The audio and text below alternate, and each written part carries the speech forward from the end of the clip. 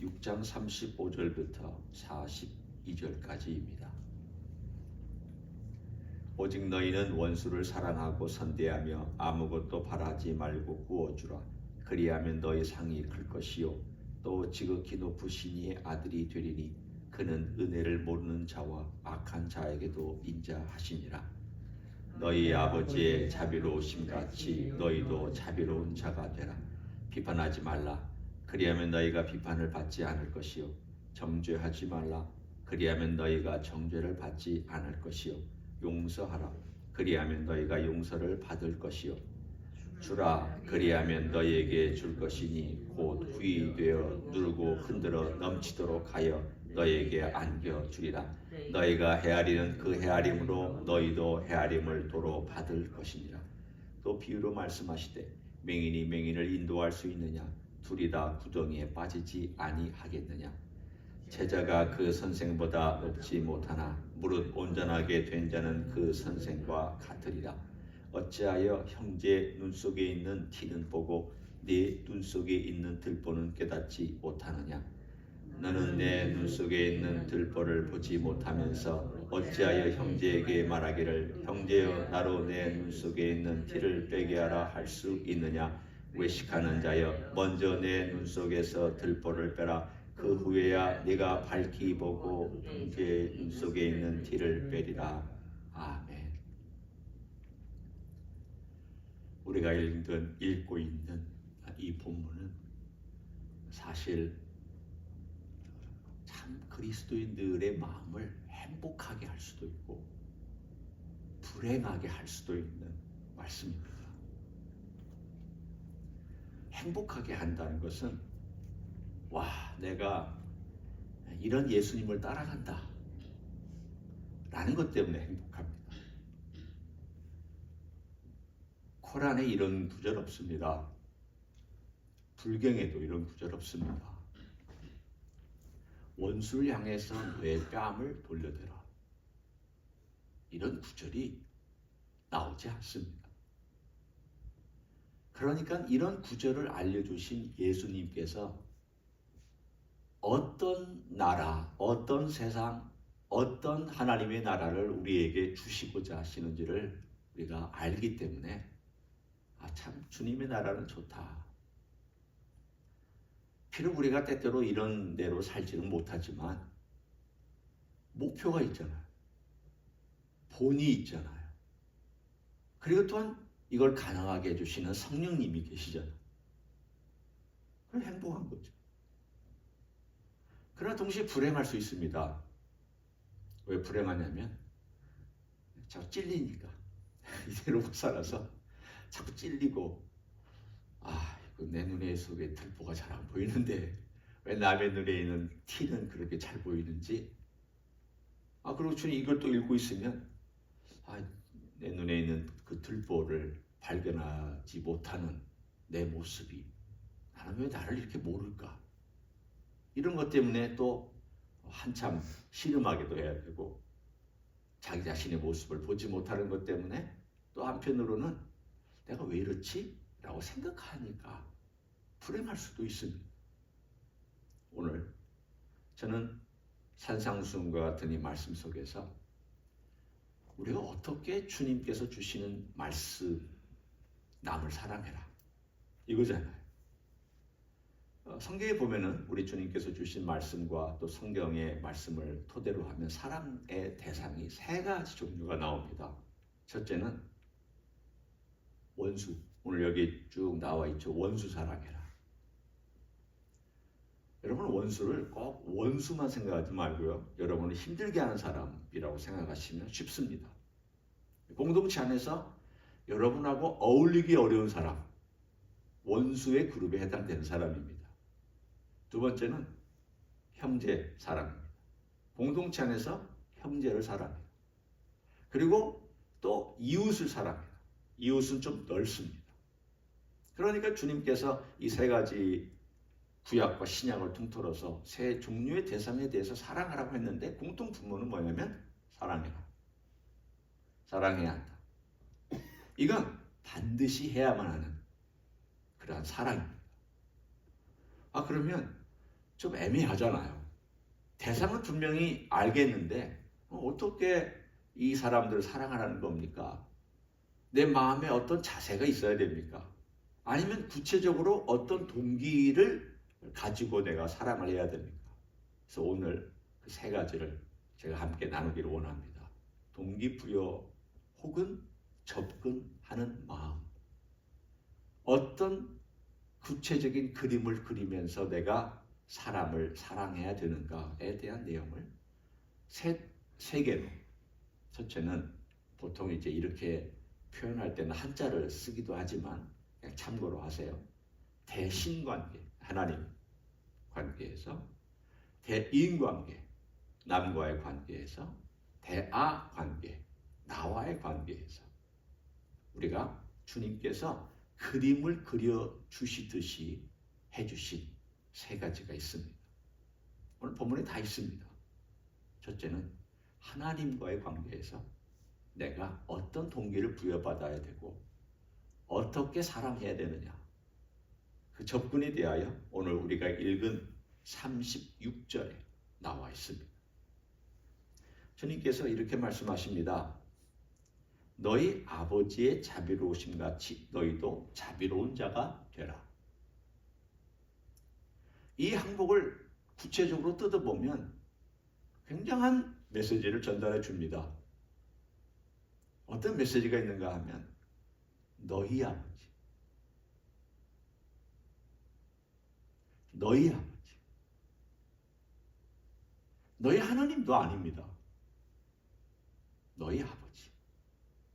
이 말은 아버지와 아들의 관계, 아버지와 자식의 관계. 그 당시에는 아들은 자식을 대표하는 거니까 아버지와 자식의 관계를 말씀하면서 내 아버지가, 너희 아버지가 자비롭다.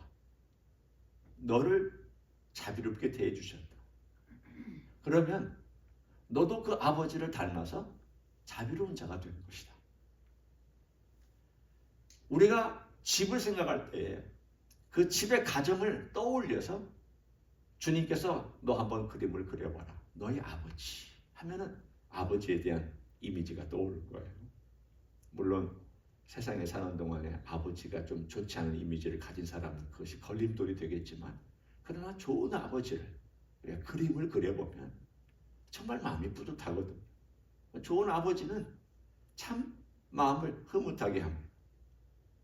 그 좋은 아버지, 결국 그리스도인이 제일 먼저 생각해야 될 동기부여와 또 마음의 자세가 있다면 하늘에 계신 나의 아버지께서 나에게 자비를 베풀어 주셨다.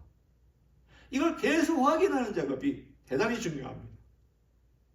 여러분 물어보십시오. 우리가 어떻게 사랑합니까? 사랑을 받은 사람이 사랑할 수 있는데 사랑을 받았다는 것을 성경은 계속 강조합니다. 사랑받은 사람이야. 하나님 아버지가 널 사랑하셔.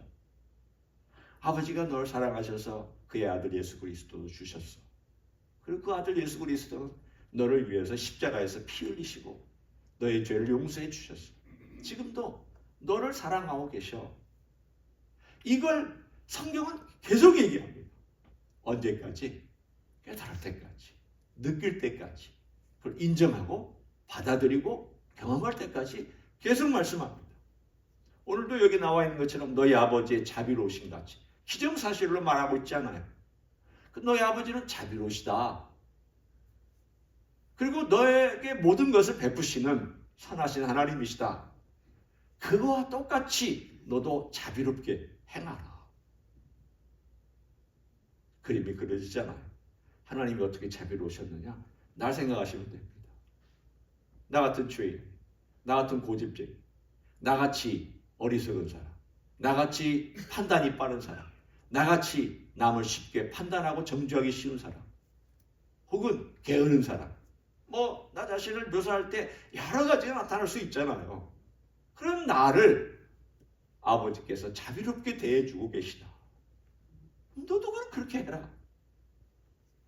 주님께서 제일 중요한 동기, 그리고 제일 중요한 목표, 그리고 우리가 늘 생각할 때마다 아버지는 나를 이렇게 용서해 주셨는데 나는 왜 용서를 못하지? 그럼 용서하려고 할 거 아니에요. 아버지는 나를 이렇게 참아주셨는데 나는 왜 이렇게 못 참지? 그러면 참으려고 할 거 아니에요. 아버지는 나에 대해서 관용하시는데 왜 나는 이렇게 관용이 없지? 이렇게 빡빡하지? 그러면 우리가 아버지의 관용을 떠올리고 아버지 앞에 가서 하나님 아버지, 제가 아버지를 아버지라고 부르고 있지만 아버지를 닮지 못하고 있어서 참 불행합니다. 저를 좀 행복하게 만들어 주십시오. 아버지를 닮아서 자비로운 삶을 살아가게 도와주십시오. 기도할 거 아닙니까? 첫 번째입니다. 두 번째는 대인 관계에서 나타나는 것입니다. 그것을 우리는 황금률이라고 합니다. 어디에 황금률이 있냐면 31절에 있습니다. 남에게 대접을 받고자 하는 대로 너희도 남을 대접하라. 대인관계에서 주님께서 주신 황금률이 있다면 이것입니다. 하나님과의 관계에서는 하나님이 나를 사랑하신다. 그러니 너도 그렇게 사랑해라. 이것이라면 대인관계에서는 네가 대접받고 싶은 대로 너도 대접할 줄 알아야 한다. 그러면 우리는 다른 사람이 나를 대접해 줄 것을 기대하는 게 어떤 것입니까? 여러분 같으면 여러분 속에서 뭘 기대하십니까? 최고의 대접, 그 정도까지는 기대하지 않잖아요. 제일 중요한 대접이 있다면 존중받는 거죠. 남이 좀 존중해 줬으면 좋겠다. 말할 때 함부로 말하지 않고 존중하면서 말하는 것 기대하시잖아요. 그렇죠? 그러면 나도 남에게 대해서 얘기할 때 함부로 얘기하지 않고 존중하며 말하는 것을 너는 그림을 그려봐라. 남이 너한테 함부로 대할 때 속상하고 그것 때문에 상처 입고 또 그것 때문에 화도 내고 그것 때문에 뒤에 가서 궁시렁거리고 너 할 수 있지 않느냐. 그러면 그걸 역으로 한번 생각해봐라. 그 사람이 나에게 이렇게 대해줬으면 참 좋았을 뻔했는데 그 사람은 왜 그렇게 못할까? 그 생각을 하고 그림을 그리는 겁니다. 머릿속에서. 그리고 너의 경우로 한번 해봐라. 네가 똑같이 그렇게 하면 그 사람은 어떻게 했느냐. 그러면 그림이 그려지잖아요. 아, 그러면 그렇게 하지 말아야 되겠다. 다른 사람이 나에 대해서 잘 대해주고 존중해 주기를 바라는 대로 나도 존중하는 말을 해주고 존중하는 태도를 갖고 존중하는 얼굴빛과 존중하는 행동을 해야 되겠다. 이것이 두 번째 대인관계에서 주님께서 가르쳐 주시고 있는 동기 내지는 접근 방법입니다. 좀 구체적이잖아요. 저는 산상수훈이나 이 누가복음을 읽으면서 주님께서 참 구체적으로 알려주셨다라는 생각을 거듭했습니다. 참 구체적이다.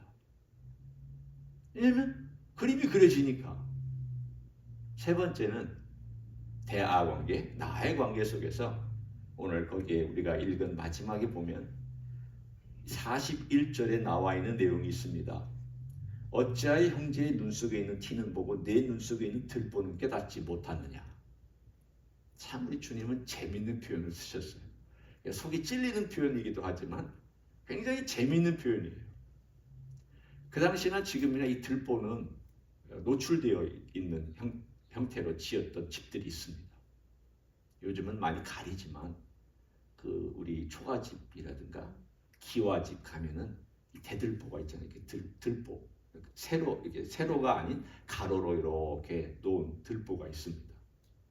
그 들보를 놓을 때마다 건축 현장에 가면은 상냥식이라는 걸 합니다. 올려놓는다라고 해서 상냥식이 있어요. 그러면 보통은 돼지머리 놓고 고사 지내고 절하고 술 따르고 그러면서 인부한테 떡 돌리고 그래요. 예수 믿는 건축하는 사람은 목사를 모셔다가 예배를 드려요. 그러면요 일하는 건축하는 사람들이 되게 싫어합니다. 왜 그런 줄 아세요? 전통적으로 그렇게 안 하면 불행한 일이 닥친다라고 생각해서 안 믿는 사람들은 되게 싫어하는 그런 경향이 있어요. 저도 그런 데 가서 했는데 목사님 양해해 주세요. 이 사람들이 예배만 드리면요 너무 불안해해서 제가 어쩔 수 없이 돼지고사로 저는 참여하지 않아도 할 수밖에 없을 때가 많습니다. 그게 양해를 구하더라고요. 그게 올리는 그 들보를 올리는 걸 상냥식이라고 하는데 이 들보는 반드시 있어야 돼요. 중요합니다. 어느 건축물이건 이 들보 기둥 세운 다음에 들보를 얻는 것이 굉장히 중요하기 때문에 예를 들면 지붕의 무게 또는 수직의 모든 것들 하중 다 골고루 분산시켜주고 하는 그 들보예요. 사람들은 들보에 대해서는 바삭하게 알고 있습니다. 그런데 이걸 부정적으로 사용하신 겁니다. 눈에 그대로 띄고 있는 들보를 내 눈 속에 갖고 있는데 너는 못 본다라는 거예요. 건축물에서 들보 그러면 눈에 바로 띄고 사람들이 금세 알아보는데 너는 그 들보를 못 보고 있다. 네 스스로 그 들보를 못 보고 있다. 왜 그럴까요? 여러 가지 이유가 있겠죠. 너무 커서 못 보나? 아니면 여러 가지 생각을 해봤습니다. 이게 너무 오랫동안 그 자리에 그대로 있어서 그냥 늘 일부네. 내 삶의 일부네. 내 삶 가운데 깊이 들보가 박혀있기 때문에 그냥 그 내 삶의 일부라고 늘 여기기 때문에 심각성을 모르고 살아온 것은 아닐까. 저는 이 후자가 더 강하다는 생각을 했습니다. 남의 것은요 금세 띄어요. 왜냐하면 자기하고 좀 다르다는 생각 때문에 금세 눈을 보면 띄는데 자기 안에 있는 것은 익숙하기 때문에 눈이 잘 안 띄어요. 커도 안 띄고. 그런데 그게 심각한 문제를 일으키죠. 남에게 의해서 원인을 찾는 것보다 자기에게서 원인을 찾는 게 훨씬 빠르고 훨씬 발전하고 성장하는 데 귀한데 우리는 그런 경향을 잘 갖지 못합니다. 어떤 원인을 생각하면 다른 사람이에요. 또는 다른 사람이 하는 행동이에요. 우리 주님은 그것을 역으로 말씀하셨습니다. 또 다른 사람에게서 원인을 찾으려고 하지 마라. 원인이 없다는 건 아니다. 거기 티끌 있지. 그리고 티끌 빼주지 말라는 말 아니에요. 먼저 들보를 빼고 티끌을 빼라고 하셨지 티끌 빼지 말라 그렇게 말씀하시지 않았어요. 티끌을 빼줘야 돼요. 왜냐하면 눈에 아프니까. 하지만 네 눈에서 네 마음에서 들보 먼저 빼라. 그런데 이거는 자 이제 구체적으로 한번 생각해 봅니다. 들보 빼면 어떻게 될까요? 그러니까 이 집이 건물이 이렇게 있습니다. 기와집이 있어요. 이 들보 빼면 어떻게 될까요? 무너지죠. 무너집니다. 그 말은 뭐냐면 빼기 어렵다는 거예요. 내 마음에 이렇게 들보가 눈은 마음이니까 마음에 들보가 이렇게 있으면 이거 빼기 너무 어렵습니다. 잘 안 빠집니다. 그리고 사람들은 빼려다가 포기합니다. 안 돼. 힘들어. 안 고쳐져. 안 바뀌어. 어려워. 너무 출혈이 심해. 너무 대가를 많이 지불해야 돼. 왜 인생을 이렇게 피곤하게 살아야 돼? 그냥 살기도 힘든데. 이런 수많은 말들과 이유들을 들이대면서 들보를 안 뺍니다. 제가 목회 30년이 넘게 하면서 느낀 것은 저를 포함해서 얘기하는 거니까 여러분 저를 뺐다고 생각하지 마십시오. 대부분의 그리스도인들은 들보 안 뺍니다. 안 빼고 삽니다. 그냥. 그렇지만 우리가 주님을 따른다고 생각하고 있다면 이거 빼는 작업 해야 합니다. 주님은 하라고 그러셨습니다. 이거 빼라. 이거 빼내는 작업은 어렵지만 내가 도와줄게. 네가 나를 따르면 그리고 따른다고 합니다. 너 내면에 대한 것도 나를 따라야 된다. 행동만 따르지 말고 너의 내면도 나를 따라야 한다.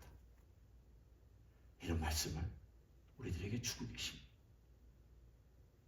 제자는 행동만 따르는 게 아니라 내면까지도 따르는 게 진실한 제자인 줄 믿습니다. 그런 제자가 되시기를 예수님의 이름으로 간절히 축원합니다. 기도하겠습니다. 예수님, 우리가 하나님 아버지와 같이 자비로워야 되고 다른 사람이 나를 대접해주는 그 방식과 그 태도와 그 원하는 만큼대로 너도 대접해 줘야 하고 또 자기 자신 속에 있는 들보를 빼내는 어려운 작업을 하면서 나를 따라와라 라고 말씀해 주셨습니다. 주님, 이것을 우리가 하지 않으면 한편으로는 자기 만족에 빠져서 살아갈 수도 있겠지만 진정으로 복된 삶은 놓치고 살아가는 줄 압니다. 주님, 오늘 우리에게 가르쳐 주신 이 세 가지, 주님께서 그림을 그리듯이 우리에게 알려주신 이 세 가지 사랑의 동기와 사랑의 접근을 마음속에 생각하고 묵상하면서 사랑할 수 있는 하나님의 종들이 되게 하여 주시옵소서. 이제는 우리 구주 예수 그리스도의 은혜와 하나님 아버지의 극진하신 사랑과 성령 하나님 교통하심의 역사가 오늘도 사랑하되 주님께서 알려주신 그 방식과 그 동기대로 사랑하기를 원하는 이 자리에 참여한 모든 종들 위에와 주임제 히스교회 위에와 이미 교회들, 광국교회들과 선교사님들 위에 이제부터 영원히 함께 하실지어다. 아멘.